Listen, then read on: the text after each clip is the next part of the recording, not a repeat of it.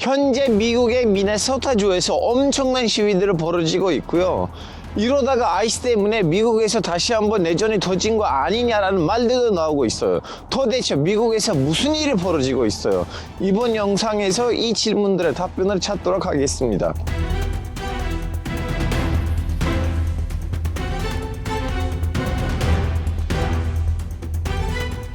네, 여러분, 날씨가 너무 추워서 다시 한번 방으로 왔고요.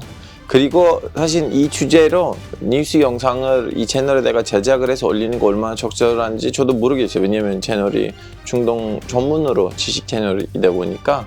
근데 제가 한국말로 이 주제에 대해서 나의 호기심을 이렇게 패키지로 풀어줄 수 있는 영상을 보지 못했고, 저도 개인적으로 궁금하고 있었는데 이런 저런 거 알아보다 보니까 이제 지식이 좀 약간 누적됐고, 그걸 이제 전달을 해야겠다는 생각으로 이 영상을 만들었고, 그리고 살짝 걱정을 하기도 합니다. 왜냐하면 제가 그동안 신뢰하고 존경하는 기자들 중에서도 이 주제에 대해서 정확하지 않는 정보들을 터뜨리는 모습들도 보고 좀 약간 놀랬거든요. 안 그래도 이제 미국 안에서 국내 정치에 있어서 하나의 예민한 문제이다 보니까 사람들이 왜 이렇게 제대로 보도를 안 하는지 저도 잘 모르겠어요.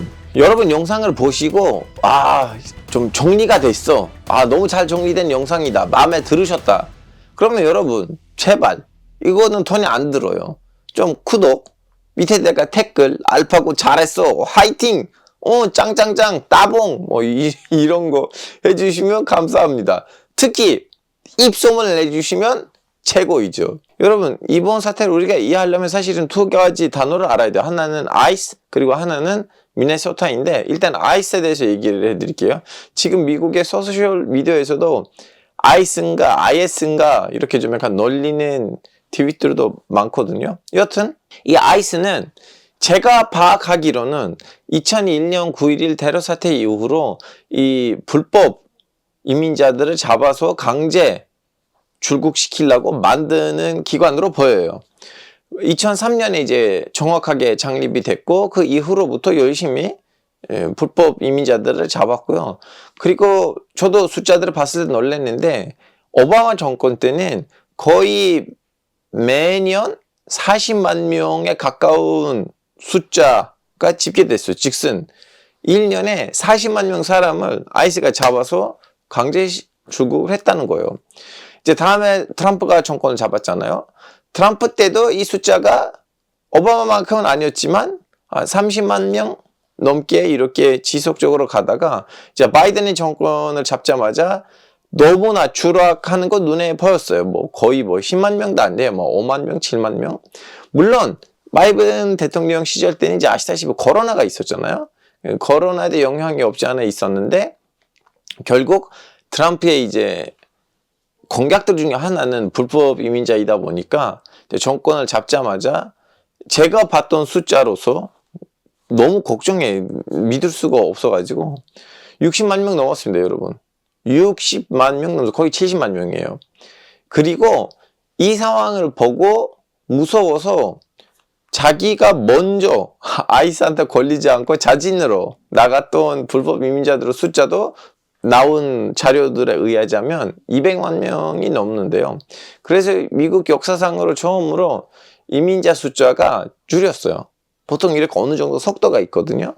5천만 명 정도인데 처음으로 줄였대요. 그러면 여기서 아이스는 어떻게 잡아서 이제 강제 출국을 하느냐에 대한 질문을 답변해야 되는데, 사람을 잡아요. 잡을 때 물어봐요. 너 미국 시민 아니지? 그때 미국 시민이라는 거를 증명할 만한 뭔가가 있어야 돼. 여권이라든가 아니면 관련된 카드, 왜냐면 주민등록증 같은 거 없거든요, 미국에.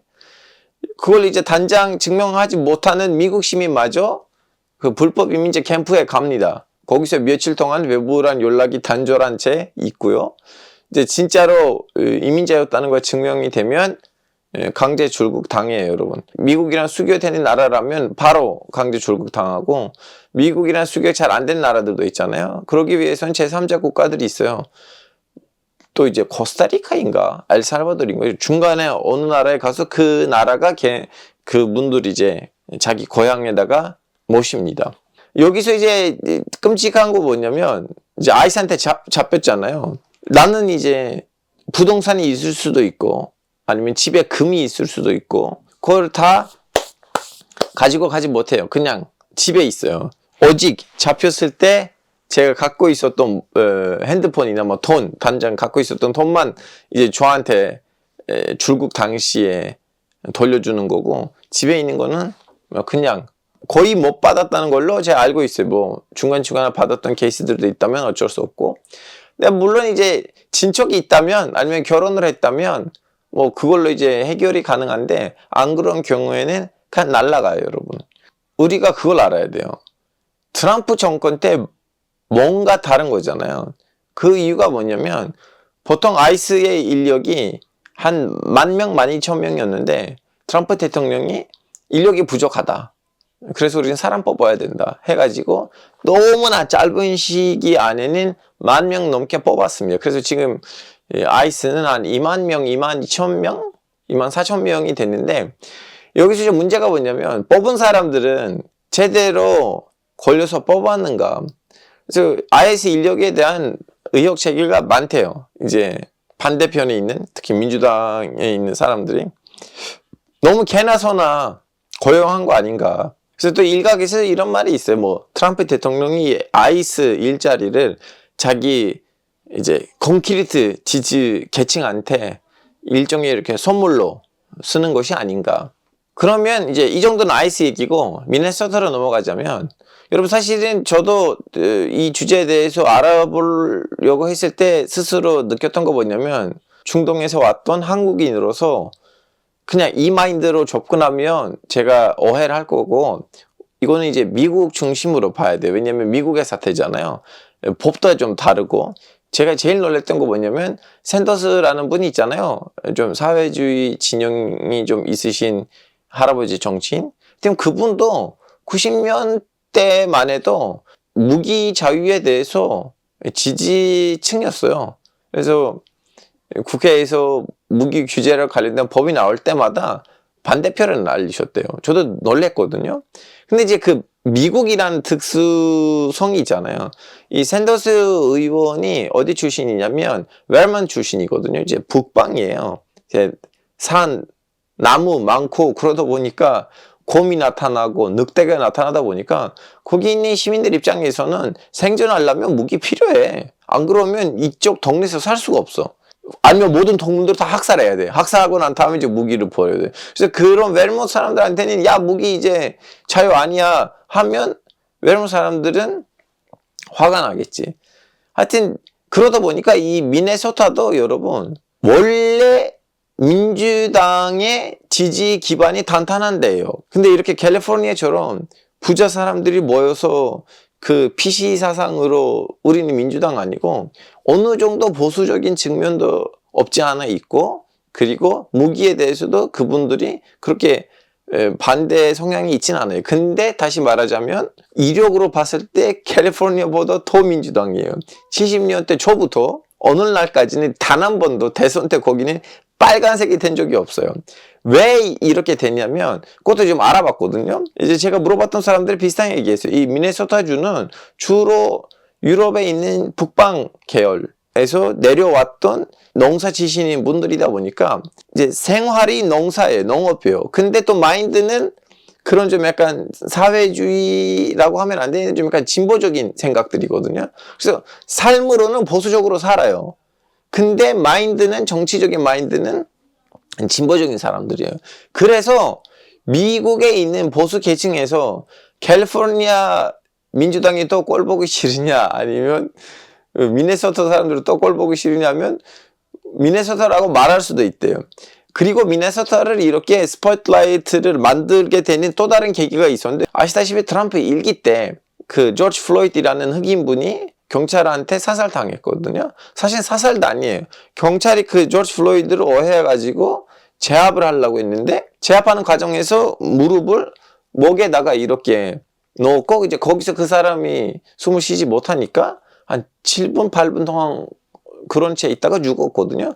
그래서 그 조지 플로이드 사태 그리고 Black Lives Matter 이 사태가 다 미네소타 중심으로 이렇게 퍼졌는데 그래서 미네소타가 일종의 좀 상징이 된 거예요. 그래서 이번에 이 2명 사람도 미네소타에 죽다 보니까 사건이 보통 다른 주에서 벌어질 때에 주는 파극보다는 더 큰 파극을 한 거죠. 자, 그러면 2명이 어떻게 죽었는가? 여러분, 제가 다시 한번 혹시나 모르니까 다시 한번 영상들을 봤어요. 여자분이 어떻게 죽었냐면 어떤 살벌한 분위기 속에 들어왔어요.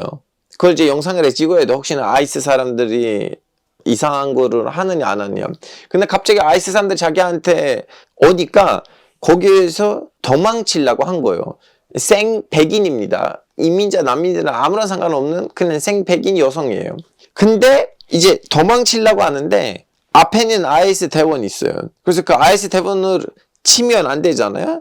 그래서 이렇게 우회측을 하다가 그 앞에 있었던 아이스 대원이 옆에 빠지고, 근데 차도 이미 우쪽으로 빠지고 있었는데 옆에 와서 그 여성을 죽였어요. 우리 지금 이 첫 번째 사건에 있었던 그 백인 미네소타 시민을 죽이는 그 아이스 대원의 이름을 우리가 알아요.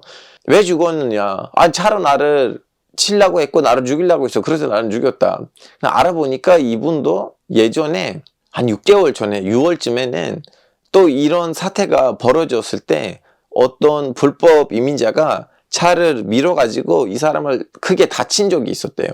그래서 그 트라우마가 그때 이제 작동돼가지고 가서 죽였는데, 물론 이제 제가 이 스토리를 공감을 해서 전달하는 건 아니에요. 뭐 차로 이렇게 우회전하는 것도 뻔한데 굳이 가서 죽여야 되나 라는 생각이 있는데, 근데 미국인들이 이걸 다리가 받아들였다면 이건 어차피 미국 사람들의 문제이니까 더 이상 코멘트는 안 할게요. 두 번째 영상도 봤는데, 두 번째 영상에 이제 남자분이 간호사 같은 분이에요. 그리고 어디서 간호사이냐면 그 예전에 잠전을 했던 미군들을 돌봐주는 병원에서 간호사였고, 근데 이 사람이 어떤 여자 시위자분하고 아이스 대원들의 그 마찰을 보고 여자분을 제가 살려야겠다 해가지고 가서 그 여자분을 구하려고 하다가 갑자기 그 아이스 대원들이 이 사람을 제압을 해요. 그래서 이 사람 떨어져요. 그때 아이스 대원들이 무기를 발견해. 이 사람한테 무기가 있었네? 근데 물론 저는 영상에서 그 사람이 무기를 꺼내려는 씬을 제가 못 봤어요. 그리고 이제 자기 직장 동료들의 말을 들자면 이 사람 병사에는 이렇게 애견남이에요. 이렇게 무기를 들고 누구한테 할 사람도 아니고, 그럼 왜 무기가 있어? 라고 하실 텐데 다시 한번 애초 단계로 가야 돼요. 미네소타도 북방이고 미네소타도 사람들 너무 쉽게 무기를 들고 다녀요. 여튼 이미 사람이 제압이 된 상황인데 무기를 보니까 거기 있는 대원들이 얘한테 무기가 있어 해가지고 한 명도 아니고 여러 명이 동시다발로 이렇게 한 8발을 사가지고 거기서 그 남자도 죽었어요. 자, 그래서 지금은 시위가 엄청 심해요. 이제 도지사도 트럼프 대통령이랑 대화를 하고, 자, 여러분 이제 시위를 낮춰야 된다고 말을 했는데도 그렇게 납득이 안 된 거고, 그리고 어느 정도 가짜 뉴스들도 돌고 있어요. 양측도 지금 가짜 뉴스들을 접하고 있어요. 뭐 예를 들면 여자가 죽었을 때 트럼프 대통령이 애는 워기 테러리스트라고 했는데 사실은 그런 분은 아니었어요. 그리고 또 민주당 지지자들 사이에도 퍼진 가짜 뉴스가 뭐냐면 법무부가 수사를 작동 안 했다고 한대요. 저도 이제 한국에 계신 이제 민주당 지지자 미국 분들한테 물어봤는데 법무부는 수사를 안 하지. 여러분, 지금 수사가 착수됐대요. 물론 법무부는 수사를 했을 때 얼마나 중립적으로 수사할 건지 나도 모르겠는데 법무부가 수사를 안 하는 거 아니에요. 여기서 문제점이 뭐냐면, 자, 법무부는 아시다시피 연방주의 기관이겠죠. 그리고 아이스 대원들도 연방 정부의 대원들이에요. 그러다 보니까 뭐 얼마나 정의가 구현됐을까라는 그 의구심이 있어요.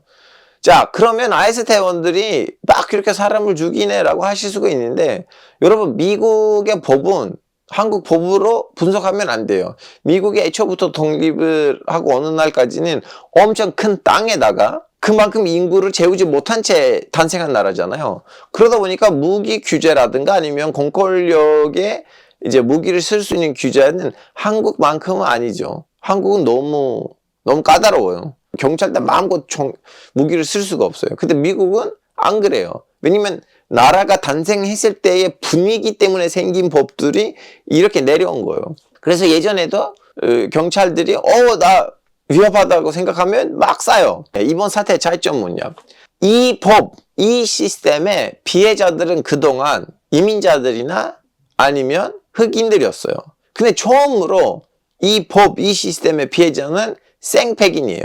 그러다 보니까 지금 난리가 난 건데, 그래서 외부에 있는, 특히 반미 성향이 있는 일각에서 이런 말들이 있어요.